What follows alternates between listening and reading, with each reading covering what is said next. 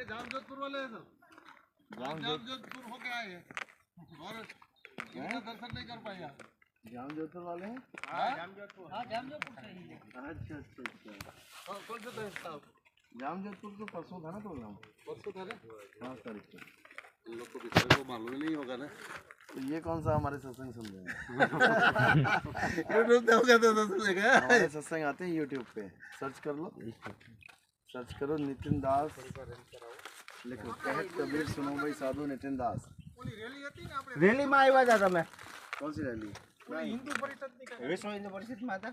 नहीं, हम सनातनी हैं, विश्व हिंदू वाले नहीं हैं। सनातनी अलग होता है, हिंदू अलग होता है। कहाँ प्रोग्राम था आपका? हमारे प्रोग्राम तो पूरे इंडिया में चलते हैं। जामजोधपुर में। जामजोधपुर में खास में स्टेशन है ना जामजोधपुर का, बस स्टेशन पे था। बस स्टेशन के बिल्कुल पास ही थे। कौशिक साहब और સનાતન ધર્મનો આખા ભારતમાં નહીં પણ આખા વિશ્વમાં પસાર થઈ ગયા છે. ગીતાનું જ્ઞાન જેવું છે તેવું આજ સુધી મેં તો સાંભળ્યું છે મારી 60 વર્ષની ઉંમરે. મેં ઘણી બધી અહીંયા 8 દિવસ આવ્યો હતા મેં 40 વર્ષ પહેલાં અહીંયા સત્તા બેઠી છે અહીંયા 40 વર્ષ પહેલાંની વાત बताऊँ 40-45 વર્ષ साधना पे आता है। तो सत्संग हमारे सुनना और सबको शेयर करना, पता लगेगा हिंदू में और सनातन में फर्क क्या है। कोई फर्क है? नहीं, जानता नहीं है, होगा तो सही। बहुत बड़ा फर्क है। सोना और पीतल में फर्क है कि नहीं? दोनों पीले हैं बेटा. दोनों पीला है। हाँ जी हाँ जी। किसी को दिखाओगे सोने की बाली और पीतल की बाली, उसको कहोगे इसमें क्या फर्क है, जिसको नहीं पता वो कहेगा कोई फर्क नहीं है।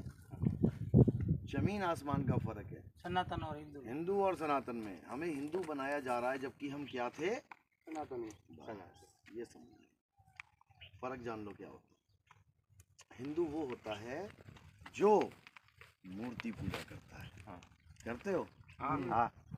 हिंदू ही रह जाओगे, सनातनी कभी नहीं बन पाओगे। सनातनी कौन होता है? जो आत्मा को जानता है। आत्मा का नाम सुना है? हाँ सुना है, आत्मा का नाम तो अपनी सुना अपनी है। आत्मा लेके आए हो ना साथ में? हाँ सब ठीक तो है। नहीं छूट गई किसी की? नहीं। साथ लाए हो ना? आगे साथ ही होता है वो ना। आत्मा होती कैसी है? नि- क्या है आत्मा? उसका वो स्वरूप दिखाई क्या नहीं है? देता है स्वरूप में। दिखाई नहीं देता, लेकिन पता तो लगेगा ना वो हाँ, क्या पता लगेगा है। है कभी क्या है पता इसका। लगा क्या है वो? करंट दिखाई नहीं देता, लेकिन लगाऊंगा तो पता तो लगता है ना करंट क्या है। ऐसे ही आत्मा का ज्ञान जानने वाले को सनातनी कहते हैं, और आत्मा का ज्ञान ना जान के मूर्ति पूजा करने वाले को हिंदू बोलते हैं। बस यही फर्क है। तो क्या बनना है, हिंदू की सनातनी? सनातनी सबको बनना है। सनातनी बनना है। हम एक हैं ही सनातन। एक आत्मा इधर से जाके दूसरे में जाता है ना, वो आत्मा तो अमर है ना। आत्मा आती जाती नहीं है, जो जाता है वो जीव है। हाँ वो आत्मा ही बोला जाता है। आत्मा नहीं है वो, यही समझना है। आत्मा और जीव में फर्क है। गुरुजी क्यों नहीं आपके पेट के नीचे? नहीं अभी तो ये लोग बिजी होंगे। सत्संग सुनो, सत्संग में आपको समझ में आएगा कि जीव क्या है आत्मा के। आत्मा का तो ज्ञान चाहिए हम जीवों को। आत्म ज्ञान बिना नर भटके, कभी काबा कभी काशी। है अर्जुन, आत्मा अजन्मा है, नित्य है, अचल है, अडोल है। आत्मा कभी आता जाता नहीं है। जो आते जाते हैं वो जीव हैं। जीव और आत्मा में भी फर्क है। मीठा पानी क्या दोनों एक ही है? मीठा और पानी। मीठा क्या है? चीनी। पानी क्या है? पानी। दोनों को मिला दिया बन गया मीठा पानी। इसी प्रकार जीव और आत्मा अलग अलग हैं, लेकिन दोनों को हम मिला देते हैं। हाँ बस इसीलिए बोलते हैं। इसीलिए अब इन दोनों को अलग कर देना है। जीव को आत्मा बना देना है। जीव वो है जो जन्म मरण में फंसा पड़ा है, इधर जा रहा है, इधर आ रहा है, इधर जा रहा है। आत्मा वो है जिसका ज्ञान हो जाने पर ये जीव आता जाता नहीं है, ये आत्मा ही हो जाता है। फिर उस आत्मा को ना तो कोई शस्त्र काट सकता है, ना अग्नि जला सकती है, ना वायु सुखा सकती है, ना जल भिगो सकता है। हो गया आत्मज्ञान।